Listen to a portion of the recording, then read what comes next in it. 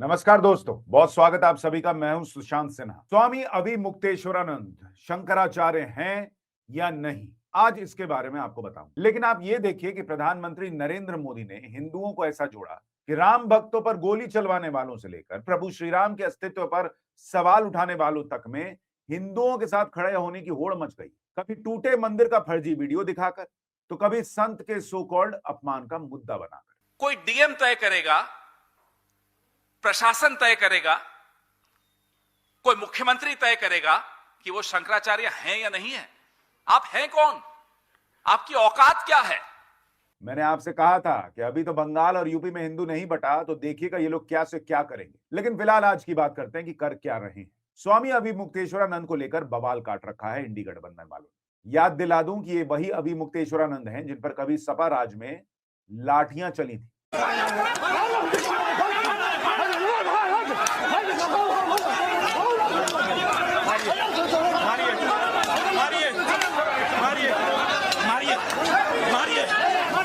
लेकिन आज अखिलेश यादव इनसे फोन करके बतिया रहे हैं कि अरे स्वामी जी, बड़ा गलत हो गया आपके साथ। ट्वीट पे ट्वीट ठोक रहे हैं। आप देखिए, बनारस में तोड़ दिया। आपसे अच्छा कौन नहीं जानता इस साल कितने मंदिर तोड़े इन्होंने, कितनी। हाँ, सही है, सही है, सही है। अपनी लड़ाई अभिमन्यु की तरह चक्रव्यूह में लड़ रहे हैं। और वो इसलिए क्योंकि योगी आदित्यनाथ की सरकार ने स्वामी अभिमुक्तेश्वरानंद से उनके शंकराचार्य होने का सबूत मांग लिया। ये अभिमुक्तेश्वरानंद हैं कौन, क्या वो शंकराचार्य हैं भी या नहीं, आज कायदे से बताऊं। लेकिन पहले उनके कुछ बयान आपको सुनवाना चाहता हूं। यही योगी जिसको आप लोग साधु संत कहते हो, हम तो हुमायूं का बेटा अकबर कहते हैं, हम तो औरंगजेब कहते हैं, ये नहीं है हिंदू कहने के लायक। तो आपकी योजना के अनुसार आपके चुनाव के पहले वो मंदिर बना नहीं पाए, अधूरा रह गया, तो आपने अधूरे मंदिर में प्रतिष्ठा करना शुरू कर दिया। कहा गया भाई अधूरे मंदिर में प्रतिष्ठा मत करो, कोई और इवेंट कर लो। इवेंट ही तो करना है आपको, तो आपको तो माहौल बनाना है, आप बना लीजिए किसी और नाम से, प्राण प्रतिष्ठा का नाम मत लीजिए। आपने वो धर्माचार्यों की बात भी नहीं सुनी। ये है इनकी पहचान। खुद के शंकराचार्य होने का दावा करते हैं, लेकिन पॉलिटिक्स फुल करने का आरोप लगता है। अब सुनिए कि अभी क्या हुआ है। प्रयागराज में माघ मेला चला, और इस बार का माघ मेला सिर्फ आस्था का केंद्र तो है नहीं, बल्कि समाजवादी पार्टी की उम्मीदों का नया ठिकाना बनता दिख रहा है। प्रयागराज का माघ मेला इस समय भक्ति और भजनों के लिए नहीं, बल्कि एक बहुत बड़े पावर स्ट्रगल और कानूनी विवाद की वजह से सुर्खियों में। एक तरफ है ज्योतिष पीठ के स्वामी अभिमुक्तेश्वरानंद, और दूसरी तरफ है उत्तर प्रदेश का प्रशासन। हालात इतने बिगड़ चुके हैं कि स्वामी जी अन्न जल त्याग कर फुटपाथ पर धरने पर बैठे, वहीं प्रशासन ने उन्हें सीधे कानूनी नोटिस थमा दिया है। आज के वीडियो में हम फैक्ट्स के साथ इस पूरी लड़ाई को परत दर परत खोलेंगे, और इसलिए पूरा वीडियो गौर से अंत तक देख लीजिएगा, ताकि आपको फैक्ट के साथ असल कहानी पता चल सके। देखिए, बात शुरू होती है 18 जनवरी यानी मौनी अमावस्या के दिन। स्वामी अभिमुक्तेश्वरानंद अपने सैकड़ों समर्थकों के साथ पालकी पर सवार होकर संगम स्नान के लिए निकल पड़ते हैं। लेकिन जैसे ही वो संगम नोज पहुंचते हैं, जो कि बड़ा संकरा इलाका है, पुलिस ने उनका रास्ता रोका। प्रशासन की तरफ से कहा गया कि भाई बहुत भीड़ है, सुरक्षा कारणों से आपको पालकी लेके अंदर नहीं जाने देंगे। दावा किया गया कि वहां से नोज, जो जहां पर डुबकी लगानी थी, वो सिर्फ 50 मीटर पैदल चलकर जाना था। लेकिन स्वामी अभिमुक्तेश्वरानंद वो 50 मीटर चलने को तैयार नहीं, वो पालकी से उतरने को तैयार नहीं। ना, मैं तो नहीं उतरूंगा। सुनिए क्या बता रहा प्रशासन। जो स्वामी जी यहाँ पर 9 बजे अपने रथ और पालकी से आए थे, और उन्होंने पांडुपुल बैरियर 2 जो बंद था आज हमारा पांडुपुल 2, उसको तोड़ करके यहाँ तक आ गए थे संगम रोड पर, और वहाँ 200 लोगों के साथ थे, और उन्होंने अपने रथ और पालकी के साथ संगम पे जाने के लिए 200 लोगों को लेकर आए थे। नहीं, अन्याय उनके साथ नहीं हुआ, उन्होंने अन्याय किया है। नियम ये होता है कि हम लोग भी, मैं तो जगत गुरु हूँ, वो तो अभी जगत गुरु भी नहीं है। नियम यह है कि गंगा तक रथ से नहीं जाया जाता। जब पुलिस ने रोका था उनको कि आप मत जाइए, हम लोग स्वयं संगम में पैदल जाते हैं, तो अन्याय उन्होंने किया था। स्वामी जी का कहना है कि पुलिस ने धक्का मुक्की कर दी, लाठी चलाई, पालकी को नुकसान पहुंचाया। इसे अपनी परंपरा का अपमान बताते हुए स्वामी जी वहीं फुटपाथ पर धरने पर बैठ गए। कह रहे हैं कि माफी मांगो, वरना धरना चलता रहेगा। जब वहां पर गए तो पुलिस प्रशासन ने हमको रोका, और रोकने के बाद उन्होंने हमारे लोगों को घसीट घसीट के अपने कैंप में ले जाकर के मारना शुरू किया। उसके बाद हमको बाहर रोके रहे। लेकिन याद कीजिए, 2027 में यूपी के चुनाव भी हैं, तो इस विवाद के राजनीतिक मायने भी निकाले जा रहे हैं। इस पर बात करूंगा, लेकिन पहले समझिए कि शंकराचार्य का विवाद क्या है, क्या क्यों कहा जा रहा है कि भाई आप शंकराचार्य हैं या नहीं, इसके सबूत दिखाइए। जब अभिमुक्तेश्वरानंद धरने पर अड़े, तो मेला प्रशासन ने तगड़ा जवाबी हमला किया।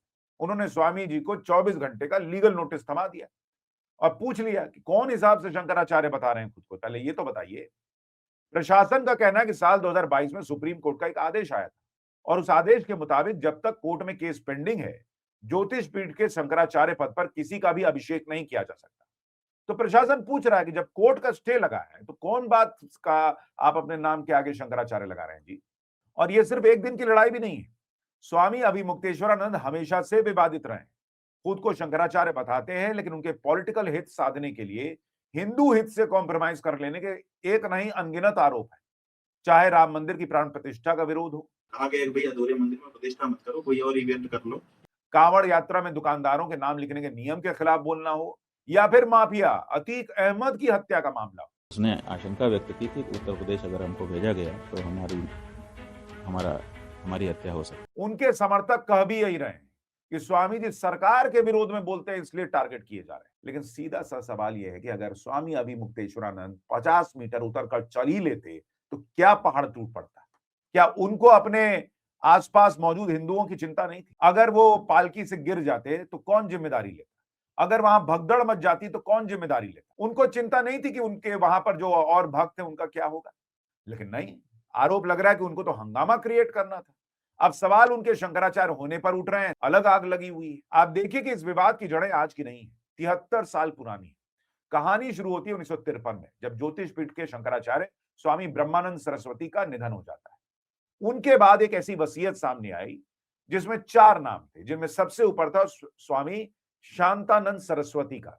यहीं से विवाद शुरू हुआ और बाकी 3 पीठों, पुरी, द्वारका और श्रृंगेरी के शंकराचार्यों ने इस वसीयत को फर्जी बता दिया। यहां तक कि ब्रह्मानंद सरस्वती को जहर दिए जाने का भी आरोप। इसके बाद 25 जून 1953 को स्वामी कृष्ण बोध आश्रम को नया शंकराचार्य नियुक्त किया गया। अब अजीब विडंबना देखिए, आज स्वामी अभिमुक्तेश्वरानंद कह रहे हैं कि धर्म के मामले में कोर्ट या सरकार का दखल बर्दाश्त नहीं करेंगे। ये प्रशासन तय करेगा कि हम शंकराचार्य हैं कि नहीं है। उत्तर प्रदेश का मुख्यमंत्री तय करेगा कि भारत का राष्ट्रपति तय करेगा। भारत के राष्ट्रपति को भी अधिकार नहीं है कि वो तय करे कि कौन शंकराचार्य है। लेकिन इतिहास गवाह है कि इस पीठ का भाग्य हमेशा अदालत ने ही तय किया है। 1973 में स्वामी कृष्णबोध आश्रम ने अपने शिष्य स्वामी स्वरूपानंद सरस्वती को उत्तराधिकारी बना दिया। इनकी नियुक्ति पर भी विवाद हो गया। उनके सामने स्वामी वासुदेवानंद खड़े हो गए और दशनामी संप्रदाय ने भी उन्हें मानने से इनकार कर दिया। आखिर में सुप्रीम कोर्ट ने ही स्वामी स्वरूपानंद जी को वैधानिक मान्यता दी। 1982 में वो द्वारका पीठ के शंकराचार्य बने। इतिहास में पहली बार कोई एक व्यक्ति 2 पीठों का प्रमुख बना, जिसका संतों ने काफी विरोध भी किया था। यानी अदालत में मामला गया और वहां से फैसला आया। तो सच ये है कि जिस गद्दी पर स्वामी जी आज बैठे हैं उस पर मुहर किसी धर्म संसद ने नहीं बल्कि देश के कानून ने लगाई थी। और उसी देश का कानून अब उनसे पूछ रहा है कि जब स्टे लगा हुआ है कोर्ट से तो खुद को शंकराचार्य कौन हिसाब से कह रहे हैं, और ये पूछ लीजिए तो भड़क जा रहे हैं। कौन है असली शंकराचार्य? इस विवाद में सबसे बड़ा मोड़ तब आया जब कुछ साल पहले उनके अपने ही गुरु भाई स्वामी गोविंदानंद सरस्वती ने उन पर सनसनीखेज आरोप लगाए। ना Shankaracharya he is not a Shankaracharya. वो शंकराचार्य नहीं, वो तो फर्जी है, वो तो इतना ही, वो क्रिमिनल भी है। स्वामी गोविंदानंद जी का कहना है कि अभिमुक्तेश्वरानंद ज्योतिष पीठ पर कब्जा करने के लिए अधर्म का रास्ता चुने हुए। उन्होंने तो यहां तक दावा कर दिया कि स्वामी अभिमुक्तेश्वरानंद ब्राह्मण है ही नहीं। ये सबसे अहम और पहली शर्त है शंकराचार्य होने की। गोविंदानंद जी का आरोप यह भी है कि अभिमुक्तेश्वरानंद को कांग्रेस पार्टी का खुला समर्थन मिला हुआ है। हमारा पूज्य गुरुदेव ब्रह्मलीन होने के बाद अभिमुक्तेश्वरानंद, सदानंद दोनों पीठों को कब्जा करने के लिए सोच रहे थे। जब ज्योतिर्मठ के विषय सामने आता है, ज्योतिर्मठ विषय के बारे में सुप्रीम कोर्ट में केस चल रहे थे। अभिमुक्तेश्वरानंद संपूर्ण रूप से कांग्रेस के साथ मिलकर काम कर रहे हैं। अभिमुक्तेश्वरानंद को सपोर्ट कर रहे कांग्रेस ही। देखिए, समझने वाली बात यह भी है कि स्वामी अभिमुक्तेश्वरानंद और उनके गुरु स्वामी स्वरूपानंद सरस्वती को कांग्रेस का करीबी किसी सदस्यता की वजह से नहीं माना जाता, बल्कि उनके पुराने बयान, विचारधारा और कई बड़े मुद्दों पर उनकी सेलेक्टिव चुप्पी इस धारणा को मजबूत करती है। उसको इस तरह से समझिए कि स्वामी अभिमुक्तेश्वरानंद के गुरु स्वामी स्वरूपानंद सरस्वती राम मंदिर आंदोलन के खिलाफ थे। तत्कालीन कांग्रेस सरकार की मदद से रामायण ट्रस्ट का निर्माण करवाया गया। उस वक्त की पीवी नरसिम्हा राव की सरकार चाहती थी कि मंदिर मुद्दे पर बीच का रास्ता निकाल लिया जाए। इसका विरोध पुरी के शंकराचार्य निश्चलानंद सरस्वती जी ने किया और यह योजना कभी कामयाब नहीं हो सकी। नरसिंह राव का नाम आपने सुना होगा। उन्होंने ढांचा टूटने के बाद कांग्रेस को श्रेय देने की भावना से रामालय ट्रस्ट बनवाया। उसमें मेरे अतिरिक्त मान्य शंकराचार्यों ने, वैष्णवाचार्यों ने हस्ताक्षर किया बड़े चाव भाव से। उसका लक्ष्य ये था कि नरसिंह राव को एक बार और अवसर दिया जाए कांग्रेस के माध्यम से शासन करने का, और कालांतर में मंदिर तो बने लेकिन आसपास अगल बगल मस्जिद भी बने। मैंने हस्ताक्षर नहीं किया। स्वामी अभिमुक्तेश्वरानंद के शंकराचार्य होने पर शंकराचार्य निश्चलानंद सरस्वती समय समय पर सवाल उठाते रहे। अभिमुक्तेश्वरानंद जो है कौन है वो? ये छोटे 7 साल के बच्चे थे तब से मेरे परिचय थे। सरकार का अंगमन करना ये कोई सन्यासियों का दायित्व नहीं। देखिए, ये विवाद आज का नहीं, बहुत पुराना है। जब स्वरूपानंद जी जीवित थे तब कोई उत्तराधिकारी नहीं चुना गया, फिर भी अभिमुक्तेश्वरानंद अपना हक जताते रहे। समय समय पर अखाड़ा परिषद ने भी उन्हें शंकराचार्य मानने से साफ इनकार कर दिया है। अब लौटते हैं शंकराचार्य स्वरूपानंद जी के शिष्य तथा कथित शंकराचार्य स्वामी अभिमुक्तेश्वरानंद पर। केदारनाथ मंदिर से सोना चोरी होने की खबर आती है तो स्वामी अभिमुक्तेश्वरानंद तुरंत मैदान में उतर आते हैं और सरकार को जमकर कोसते हैं। ये हम सब लोग हिंदू धर्म के, सनातन धर्म के पालन करने वाले लोग हैं। हमारे यहाँ पुण्य पाप की भावना बताई गई है। सबसे बड़े पाप गौ घात आदि बताए गए हैं, लेकिन उससे भी बड़ा घात विश्वासघात बताया गया है।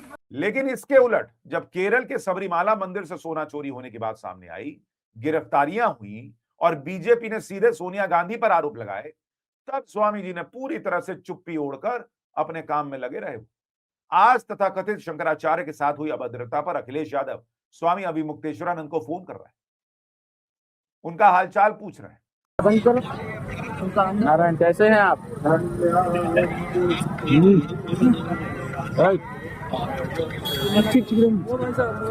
अब देखिए, अब हम तो अपना लड़ रहे हैं, अपनी लड़ाई अभिमन्यु की तरह चक्रव्यूह में लड़ रहे हैं।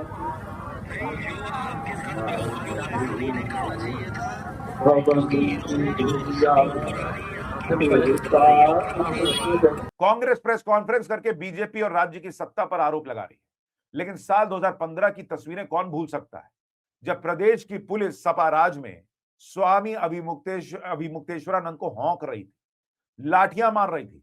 सरकारों के काम करने के तरीके में अंतर साफ समझा जा सकता है। आज स्वामी अभिमुक्तेश्वरानंद को इतना गुस्सा आ रहा है कि भाई मैं पालकी से नहीं उतरूंगा। लाठी खाते वक्त गुस्सा नहीं आया था। स्वामी अभिमुक्तेश्वरानंद की सेलेक्टिव चुप्पी हमेशा सत्ता के गलियारे में एक पक्ष को फायदा पहुंचाने के लिए होती है। याद कीजिए सपा नेता स्वामी प्रसाद मौर्य का रामचरितमानस को जलाने का आह्वान। लेकिन रामचरितमानस के कुछ अंश जिसमें जातियों को इंगित करते हुए, वर्ग विशेष को इंगित करते हुए, वर्ण विशेष को इंगित करते हुए कटाक्ष किया गया है, अपमानजनक टिप्पणियां की गई हैं। उन अपमानजनक टिप्पणियों को प्रतिबंधित किया जाना चाहिए। सवाल है कि तब स्वामी अभिमुक्तेश्वरानंद को गुस्सा नहीं आया था? फोन पर अखिलेश यादव से पूछे हैं क्या, स्पष्टीकरण मांगे हैं क्या कि कैसे रामचरितमानस जलाने की बात किया थे वो? सनातन की बात करने वाले सनातन शिरोमणि तब मौन क्यों हो जाते हैं जब मामला गैर बीजेपी नेता या सरकार का होता है? संगम की रेती पर छिड़ी ये जंग सिर्फ पालकी रोकने की नहीं है, ये दशकों पुरानी कानूनी रंजिशों, वसीयतों के विवाद और वर्चस्व की लड़ाई का नया अध्याय है। एक तरफ प्रशासन कानून और सुप्रीम कोर्ट के आदेश की बात कर रहा है, दूसरी तरफ स्वामी जी इसे अपनी मान मर्यादा का मुद्दा बना चुके हैं। साथ ही ये प्रदेश में 27 का चुनाव सेट करने की भी लड़ाई। 2022 के चुनाव किसान आंदोलन के जरिए सेट करने का प्रयास हुआ था। इसी तरह इस बार माघ मेला और संतों की नाराजगी को मुद्दा बनाने का प्रयास हो रहा है।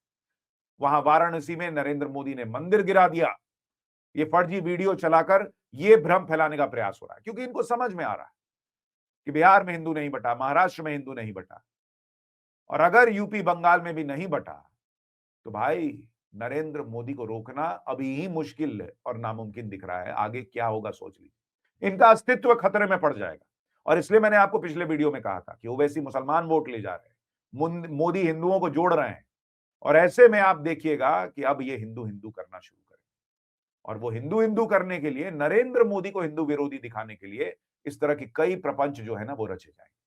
आपकी राय क्या है? क्या आपके हिसाब से स्वामी अभिमुक्तेश्वरानंद शंकराचार्य हैं या नहीं? और वो जो कर रहे हैं उस पर अपनी राय जरूर दीजिएगा। वीडियो को लाइक और शेयर कीजिएगा। नमस्कार।